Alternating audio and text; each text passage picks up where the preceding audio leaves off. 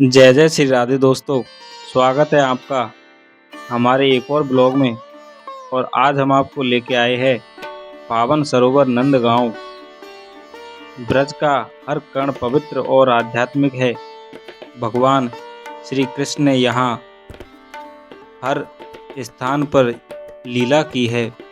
इस भूमि की दिव्यता ऐसी है कि भक्ति से भरा हर हृदय जीवन में एक बार यहाँ आने के लिए तरसता है।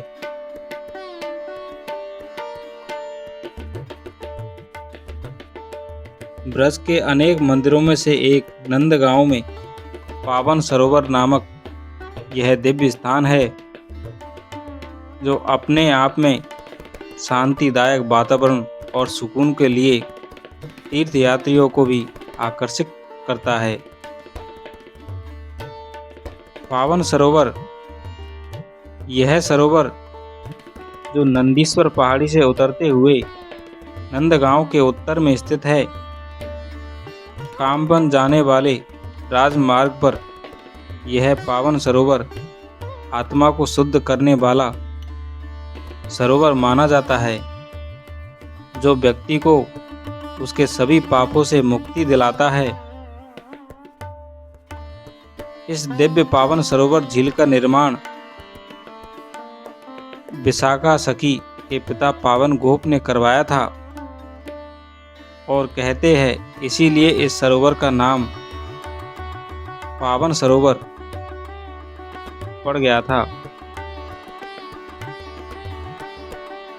इस सरोवर को किसी भी अन्य पवित्र जल स्रोत या अन्य सरोवर की तुलना में सबसे शुद्ध और पवित्र माना जाता है।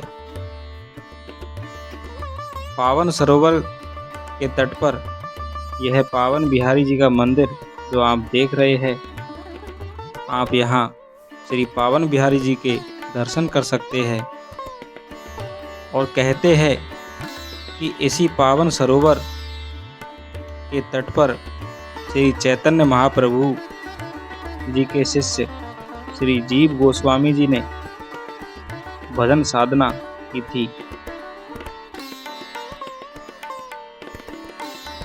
पावन सरोवर के पीछे की कहानी कहते हैं कि श्री कृष्ण अपने दोस्तों के साथ चरागाहों से लौटते समय शाम को अपनी गायों को यहाँ लाते थे। हरी घास चरने के बाद गायें पावन सरोवर से पानी पीती थी और फिर अपनी गौशालाओं को लौट जाती थी।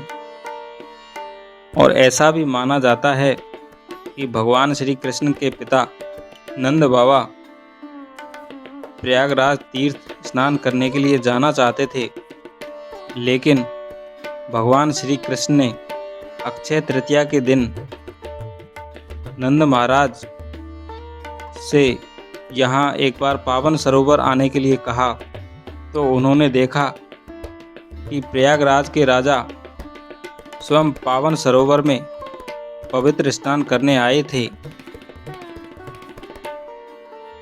और इसके बाद हम आपको लेके चलते हैं मोती कुंड, जहाँ भगवान स्वयं मोती उगाए थे।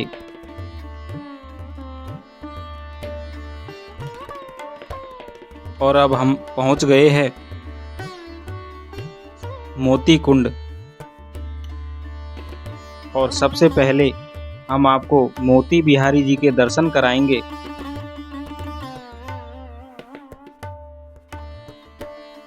गर्ग संहिता में ऐसा वर्णन आता है कि श्री कृष्ण ने गिरिराज पर्वत उठाकर सबको आश्चर्य में डाल दिया था।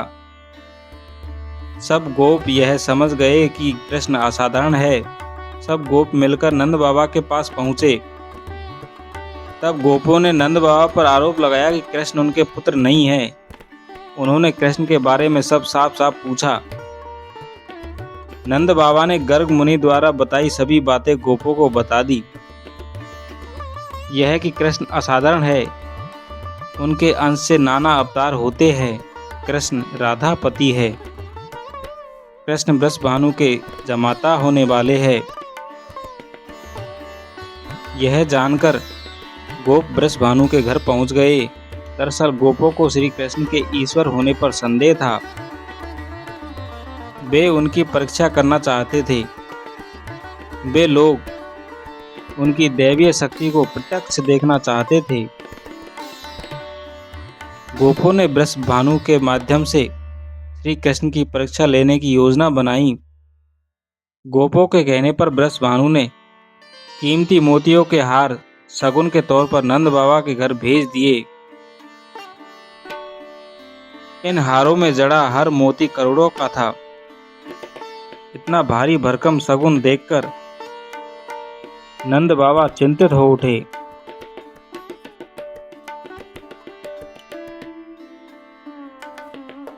क्योंकि उन्हें बदले में इससे भी ज्यादा कीमत का शगुन भेजना था। अगर ज्यादा कीमत का शगुन न भेज पाते तो समाज में मानहानि होती। श्री कृष्ण अपने पिता की दुविधा समझ गए। उन्होंने बाल लीला करते हुए कई मालाएं तोड़कर मोती जमीन में बो दिए।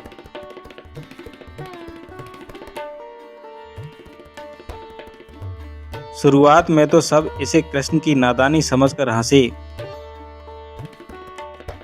पर जब मोतियों के पौधे उगे और बड़ी संख्या में मोती पैदा हुए तो सब आश्चर्यचकित रह गए। कृष्ण के उगाए मोती शगुन के तौर पर वृषभानु के घर भेजे गए। इन मोतियों को देखकर सबको श्री कृष्ण के ईश्वर होने पर विश्वास हो गया।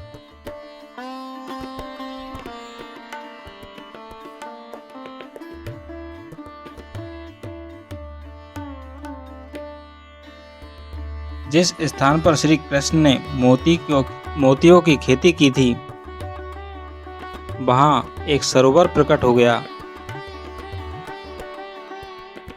और अब हम उसी सरोवर के आपको दर्शन कराएंगे। यह सरोवर मुक्ता सरोवर कहलाया। इसे आज मोती कुंड या तीर्थराज भी कहते हैं। इस कुंड के तट पर आज भी कुछ ऐसे वृक्ष हैं जिन पर मोतियों के समान फल उगते हैं।